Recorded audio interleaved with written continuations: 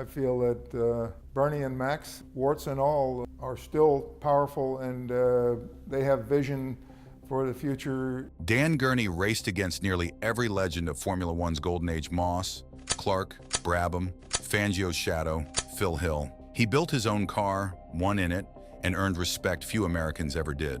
But the drivers who impressed him most weren't always the ones the record books remember first. Some of them never even shared a podium with him.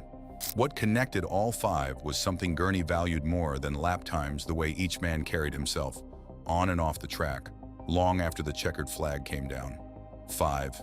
Phil Hill. The fact that he built probably the world's best automotive wind tunnel, the full-scale wind tunnel. Before Dan Gurney was known as an engineer, an innovator, or the only American to win a Grand Prix in a car of his own construction, he was a young California driver trying to make a name for himself on Ferrari's factory team. Phil Hill was already there. The two Americans, both raised on the same coast. We had been there with Bobby driving for 3 days in Phoenix on the 1 mile, and we were not doing competitive time. Both chasing the same impossible dream of racing in Europe, became teammates at Scuderia Ferrari in 1959, a rare pairing in an era when Grand Prix racing was almost entirely European. Neither man had grown up around the sport's traditional aristocracy, and that shared outsider status gave their friendship a foundation most factory teammates never had. Hill would go on to become the first American-born world champion in 1961, a title that separated him from every other driver of his generation.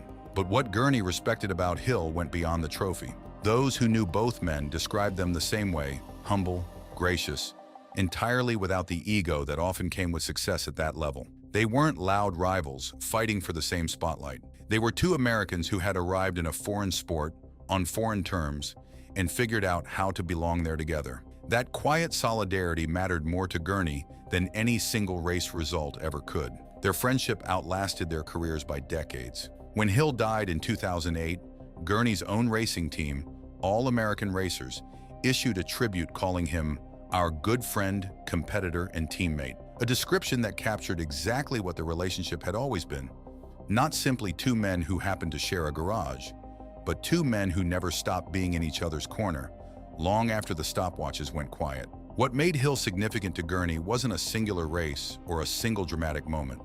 It was the fact that Hill had proven something before Gurney ever got the chance to prove it himself, that an American could walk into the most prestigious teams in Europe and win on their terms. Hill did it first, quietly and with total command of himself, and in doing so, he cleared a path that Gurney would spend the rest of his career walking down. Every American driver who came after Andretti, Foyt, even Gurney with his own Blue Eagle a few years later, owed something to the fact that Hill had already shown it was possible.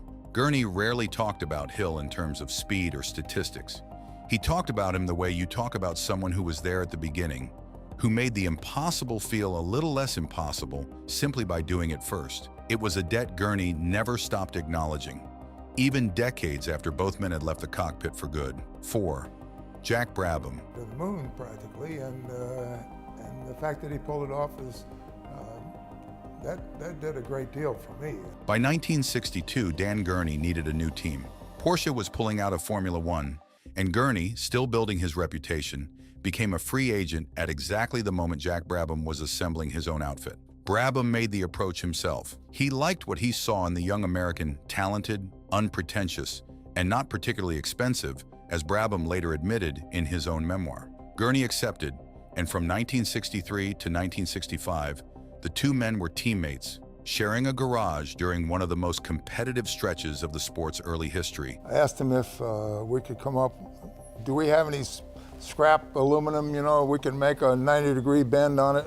In an operation still small enough that both drivers had a hand in shaping the car itself. It was Gurney, not Brabham, who delivered the team's first World Championship Grand Prix victory, winning at Rouen in June 1964. He backed it up with another win in Mexico City later that season. For a small independent operation built around Brabham's own name, it was the validation the team needed to be taken seriously against the factory giants. Proof that a driver-led constructor could compete with Ferrari and BRM on their own terms. What stayed with Gurney wasn't just the success.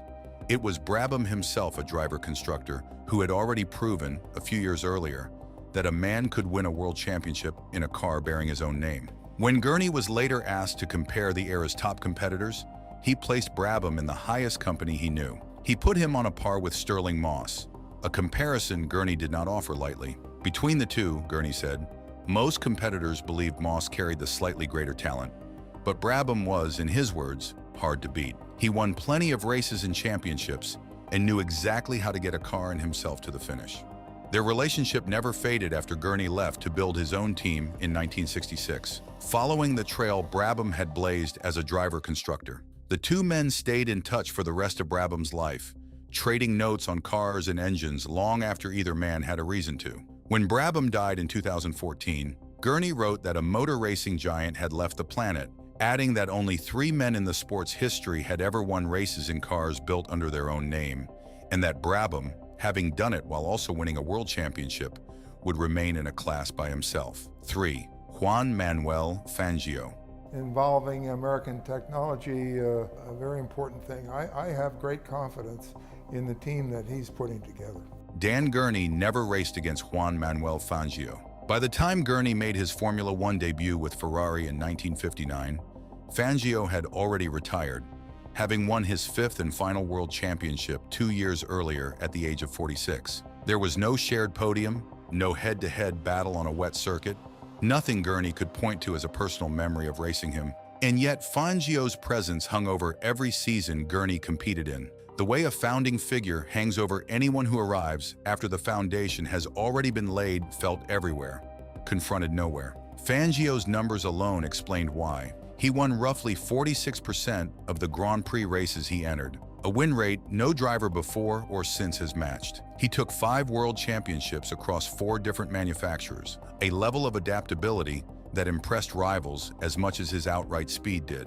Stirling Moss, the man Gurney did race against and did partner in sports cars, called Fangio unbeatable in a racing car and regarded his drive at the 1957 German Grand Prix, clawing back nearly a minute after a botched pit stop, as the greatest performance he had ever witnessed. When the man Gurney considered the era's superstar spoke about Fangio that way, it told Gurney everything he needed to know about where the true benchmark sat. That was what Fangio represented to Gurney's generation. Not a rival to be measured against, but a standard already fixed in place before any of them arrived. Every young driver who came to Europe in the years after Fangio's retirement raced in a sport he had helped define: the professionalism, the meticulous car control, the idea that a driver could be both relentless and dignified at the same time. Gurney inherited that sport rather than shaped it alongside him, and he understood the difference. He spoke of Fangio the way a builder speaks of the architect whose blueprint he inherited but never got to meet. Greatness for Gurney wasn't only built through direct competition. Sometimes it was inherited the way a discipline inherits its founding principles quietly before you're old enough to have any say in it. Fangio never lined up on a grid with Gurney, but his fingerprints were on every circuit Gurney ever drove. 2. Stirling Moss. You can feel it. It's a genuine thing, and he's a very, very good student of it. In 1960, Dan Gurney was paired with Stirling Moss in a Camerati Maserati birdcage for the Nürburgring 1,000 kilometers, one of the most demanding endurance races on the calendar. Moss, already established as the finest driver of his generation who had never won a world championship, handed the car over to Gurney with a full minute's lead in treacherous drizzle and fog. Gurney was extending that advantage when an oil pipe broke, flooding the cockpit with hot fluid that sloshed forward under braking and back under acceleration. The result didn't matter as much as what the partnership revealed.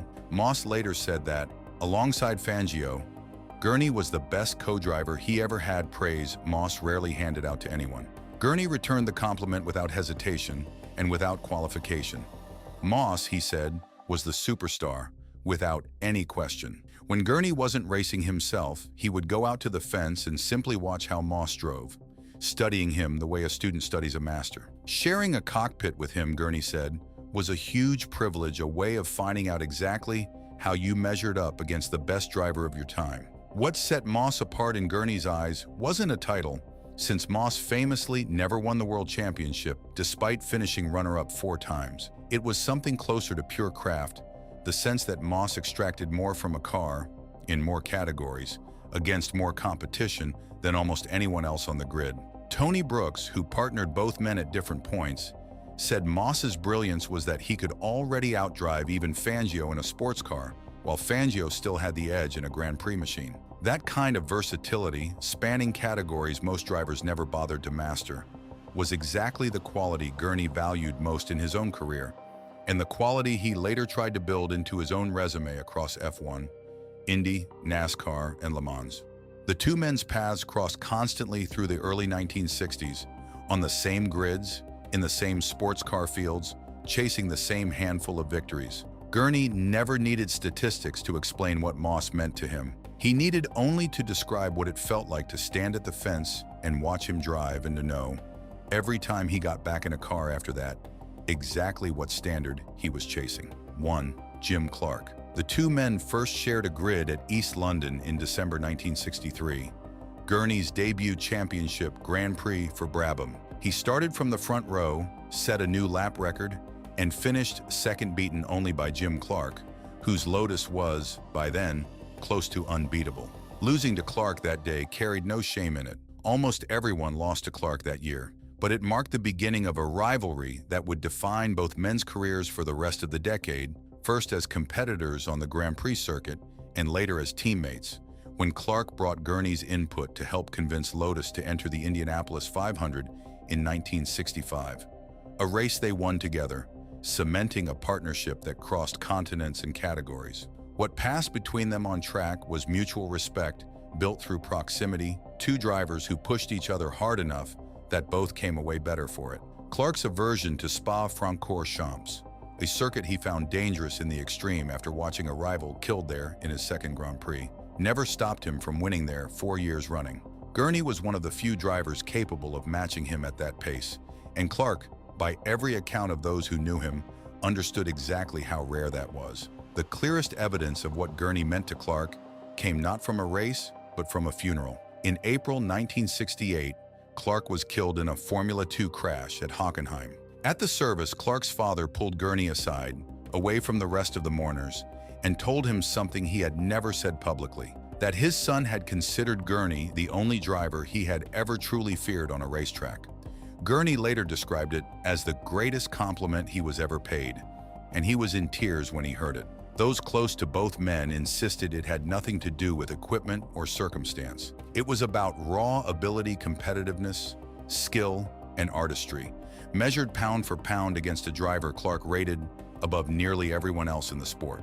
Gurney carried that exchange with him for the rest of his life, writing the foreword to a biography of Clark decades later, and returning again and again to what those words at the funeral had meant. Trophies could be counted, championships could be compared on paper, but being named quietly by a father speaking for his son as the one man Jim Clark had ever feared that was a measure of greatness no record book could ever properly hold. It was, in the end, the only ranking Gurney ever seemed to fully trust. Gurney never published a ranked list of the greatest drivers he raced against, and he rarely spoke in absolutes. But across 5 decades of interviews, tributes, and quiet reflection, the same handful of names kept surfacing, men he raced beside, learned from, and, in Clark's case, was feared by. Moss taught him what it meant to watch a master work.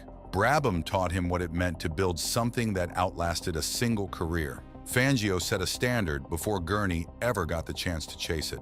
And Clark, in the end, gave him the only compliment that mattered, one he never even heard delivered in person. Between them, they explained more about who Dan Gurney was than any results sheet ever could.